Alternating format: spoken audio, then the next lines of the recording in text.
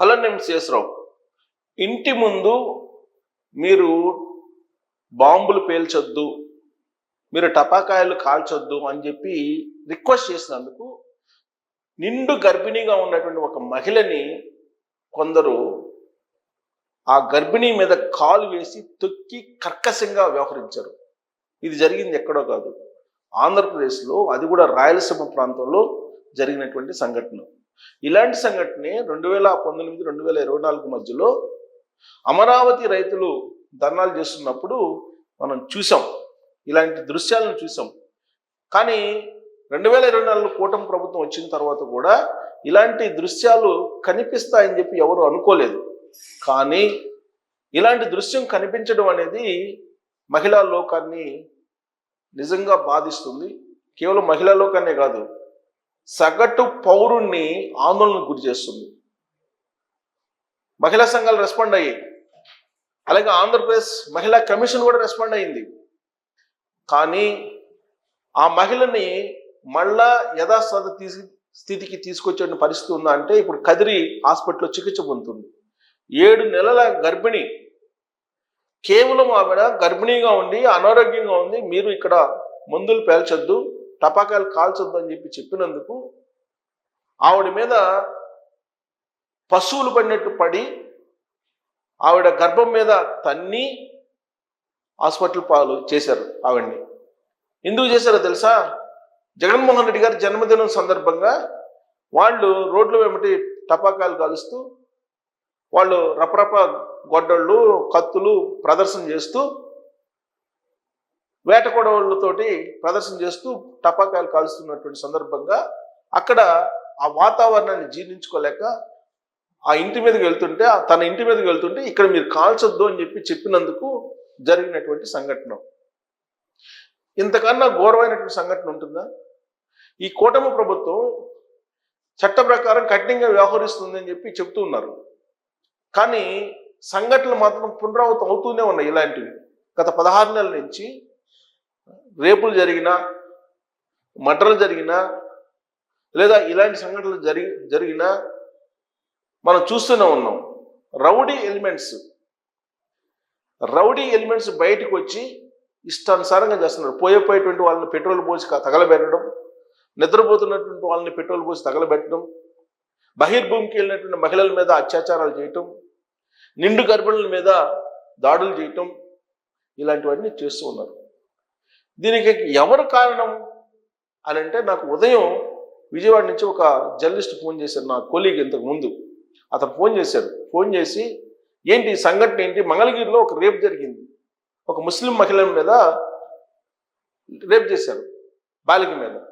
దాని గురించి అతను మాట్లాడుతూ ఇలాంటి రేపుల్ని, ఇలాంటి మర్డర్లు చేయటాన్ని, ఇవన్నీ కూడా కావాలని కొంతమంది ప్రేరేపిస్తున్నారని చెప్పి అతను నాకు చెప్తే నేను ఆశ్చర్యపోయా. అదేంటి అలాంటి ఎవరు ప్రేరేపిస్తారు అని అంటే, గంజాయి బ్యాచ్ ఉంది రాష్ట్రంలో, డ్రగ్స్ బ్యాచ్ ఉంది, దీనికి నాయకులు కొంతమంది, వైట్ కాలర్ నాయకులు కొంతమంది ఉన్నారు, వాళ్ళు ప్రోత్సహిస్తున్నారు. రాష్ట్రంలో లా అండ్ ఆర్డర్ లేకుండా చేయడానికి, రాష్ట్రంలో అల్లకొలను సృష్టించడానికి కొంతమంది కుట్ర పడుతున్నారు. దాంట్లో భాగంగానే ఇలాంటివన్నీ జరుగుతున్నాయని చెప్తున్నారు. చివరికి కూటమి ప్రభుత్వం వస్తే లా అండ్ ఆర్డర్ క్లియర్గా ఉంటుంది, శాంతి భద్రతలు ఉంటాయి, భద్రతతో పాటు క్షేమంగా ఉండొచ్చు అని భావించే 2024లో కూటమి ప్రభుత్వాన్ని గెలిపించడం జరిగింది. కానీ ప్రభుత్వం ఉన్నప్పటికీ కూడా తెర వెనుక కొంతమంది ప్రోత్సాహం ఉండడంతో వైట్ కలర్ రౌడీలు పెరిగిపోయి గత ప్రభుత్వం తాలూకు వాసనలతోటి కంటిన్యూ అవుతున్నారు. లేడీ డాన్లు తయారవుతున్నారు. ఆ లేడీ డాన్లతో పాటు రౌడీ షీటర్లు, అసాంఘిక శక్తులు, ఇవన్నీ కూడా బయటకి వచ్చి ఇలాంటి కార్యక్రమాలు చేస్తున్నారు అనేది నాకు విజయవాడ నుంచి నా కొలీగ్ షేర్ చేసినటువంటి అంశం. నేనైతే నమ్మలేకపోయా. ఇలాంటివి ప్రోత్సహిస్తుంటారా, రేప్ చేయని చెప్పి, మర్డర్ చేయని చెప్పి ప్రోత్సహిస్తుంటారా అని అంటే, అవును, సమాజంలో అల్లకొల్లాలను చేయడానికి ఇలాంటివి చేస్తున్నారు కొంతమంది అని చెప్పి అతను నాతోటి అభిప్రాయాన్ని షేర్ చేసుకున్నాడు. ఆ తర్వాత నేను ఈ న్యూస్ చూశాను. ఈ న్యూస్ చూస్తే నిజమేనేమో, ఇలాంటివి చేస్తున్నారేమో, ఇలా వ్యవహరిస్తున్నారేమో అనిపిస్తుంది. సో ఏంటి ఆ న్యూస్ అని అంటే, చూడండి, గర్భిణి గొంతు నొక్కి కడుపుపై తన్ని జగన్ పుట్టినరోజు వేడుకల పేరిట అరాచకం. శ్రీ సత్యసాయి జిల్లాలో అమానవీయ ఘటన. ఏలూరు జిల్లాలోనూ రెచ్చిపోయిన శ్రేణులు. పోలీసులు కాలర్ పట్టుకున్న నలుగురు. పోలీసులు కాలర్ పట్టుకున్నారంట. జనరల్గా వీళ్ళకి సోయి ఉంటే పోలీసులు కాలర్ పట్టుకోరు ఎవరు. ఈ గంజాయి మత్తులో ఉన్నో లేదా డ్రగ్స్ తీసుకున్నో అలా వ్యవహరిస్తుంటారు. రక్తాభిషేకాలు, రప్పరప్ప కార్యకర్తలపై చర్యలు. చిత్తూరు ఉమ్మడి అనంతలో 34 మంది కేసులు. గర్భిణీ సంధ్యారాణిని పరామర్శిస్తున్న కదిరి ఎమ్మెల్యే కందికుంట వెంకట ప్రసాద్. ఈ అమ్మాయి గర్భిణి కేవలం అమ్మాయి అన్నదే లేదు. ఇక్కడ వద్దు, మీరు పక్కకి వెళ్ళి మీ బాణాసంచ కాల్చుకోండి అని చెప్పినందుకు అమ్మాయి మీద దాడి చేశారు. టపాసులు మొత్తం ఇబ్బంది అన్నందుకు వైసీపీ మూకల దాష్టీకం. ఇక్కడ చూడండి, ఇది న్యూస్. రప్పరప్ప గంగమ్మ జాతర అంటూ రెచ్చిపోతున్న వైసీపీ నేతలు, కార్యకర్తలు తమ అధినేత జగన్ పుట్టినరోజు సందర్భంగా శాడిజాన్ని ప్రదర్శించారు. టపాసులు పేల్చొద్దు, నాకు ఇబ్బందిగా ఉందని అడిగిన 7 నెలల గర్భిణిపై దౌర్జన్యానికి దిగారు. ఆమె గొంతు పట్టుకొని కడుపుపై కాలుతో తన్నారు. దీంతో ఆమె ఆసుపత్రి పాలైంది. ఈ అమానవీయ ఘటన సత్యసాయి జిల్లా తనకల్లు మండలం ముత్యాలవారపల్లి గ్రామంలో ఆదివారం రాత్రి చోటు చేసుకుంది. ఎస్ఐ గోపి తెలిపిన మేరకు మాజీ సీఎం జగన్ పుట్టినరోజు వేడుకల సందర్భంగా గ్రామంలో వైసీపీ నాయకులు బాణాసంచా పేల్చుతూ సంబరాలు చేసుకున్నారు. ఆ భారీ శబ్దాల దాడికి తీవ్రంగా ఇబ్బంది పడిన గిరీష్ బాబు భార్య అయిన 7 నెలల గర్భిణి సంధ్యారాణి తమ ఇంటి వద్ద బాణాసంచ కాల్చవద్దని వైసీపీ నేతలను కోరారు. దీంతో వైసీపీ వర్గీయులు గొడవకు దిగారు. రోడ్డు మీ నాయన్న అంటూ దూషిస్తూ అజయ్ దేవ్ అనే వైసీపీ నాయకుడు సంధ్యారాణి గొంతు పట్టుకుని కడుపు మీద కాలితో బలంగా తన్నాడు. దీంతో ఆమె కుప్పగూలిపోయింది.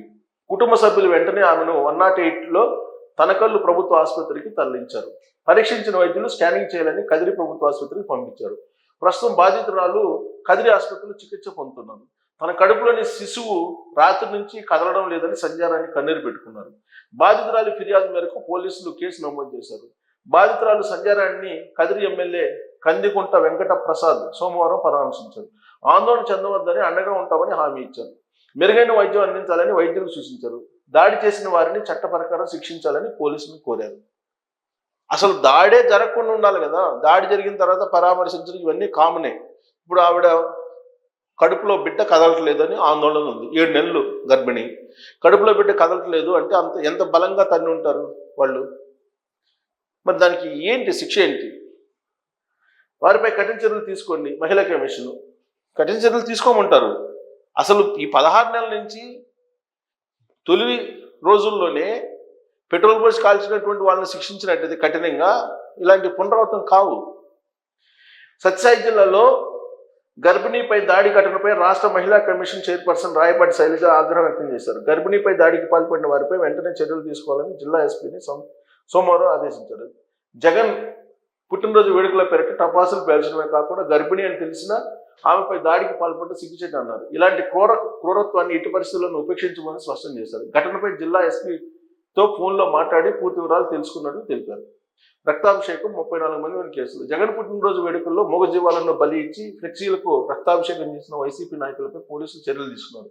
మొత్తం 34 మందిపై కేసులు నమోదు చేశారు. ఉమ్మడి అనంతపురం జిల్లాలో డీఐజీ షిమోషి ఆదేశాలతో మొత్తం 26 మందిపై కేసులు నమోదు చేశారు. వీరిలో 13 మందిని అరెస్ట్ చేసి స్టేషన్ బెయిల్ ఇచ్చి పంపించారు. మరో 3 తహసీల్దార్ వద్ద బైండ్ ఓవర్ చేశారు. చిత్తూరు జిల్లా రామకుప్పం మండలం వీర్నమల్లలో జగన్ ఫ్లెక్సీ ఎదుట మేకను బలిచ్చిన 8 మందిపై కేసులు నమోదు చేశారు. టీడీపీ కార్యకర్త ప్రవీణ్ కుమార్ ఫిర్యాదు మేరకు రామకుప్పం పోలీసులు వైసీపీ నేతలు మునుస్వామి, మణి, శశి, మురళితో పాటు మరో 4 కేసులు నమోదు చేశారు. ఇక్కడ చూడండి, ఏలూరు జిల్లా ద్వారకా తిరుమల మండలం దొరసానిపాడులో ఆదివారం రాత్రి ఎస్ఐతో వాగ్వాదానికి దిగిన వైసీపీ కార్యకర్తలు. పోలీసులపై సర్పంచ్, వైసీపీ కార్యకర్తలు పోలీసుల విధులకు ఆటంకం కలిగించి దౌర్జన్యానికి దిగిన 3 వైసీపీ కార్యకర్తలతో పాటు గ్రామ సర్పంచ్పై కేసు నమోదైంది. ఏలూరు జిల్లా ద్వారకా తిరుమల మండలంలోని దొరసానిపాడులో కొందరు పబ్లిక్ కు ఆటంకం కలిగిస్తున్నారంటూ ఆదివారం రాత్రి 112 టోల్ నంబర్కు ఫిర్యాదు చేశారు.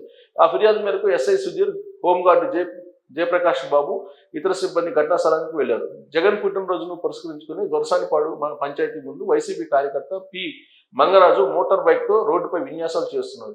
పోలీసులు అడ్డుకునే ప్రయత్నం చేయగా ఆయన సర్పంచ్ లక్కాబత్తుల సిద్ధిరాజు, లక్కాబత్తుల రాజు మహేశ్వర్తో కలిసి పోలీసులను దుర్భాషలాడుతూ కాలర్ పట్టుకుని పక్కన నెట్టారు. దీంతో ఈ నలుగురిపై కేసు నమోదు చేశారు. కాగా ద్వారకా తిరుమల మండలం రామసింగవరంలో జగన్ పుట్టినరోజు సందర్భంగా ఏర్పాటు చేసిన ఫ్లెక్సీల్లో మ్యాజిక్ ఫిగర్ 88 దాటగానే 2029లో గంగమ్మ జాతరలో వేట తలలు నరికినట్లు రప్ప రప్ప నరుకుతాం ఒక్కొక్కడిని రాశారు ఫ్లెక్సీల్లో. అది 2029లో 88 మ్యాజిక్ ఫిగర్ అది దాటంగానే రప్ప రప్ప మొదలు పెడతారంట, నరికేయటం అందరిని.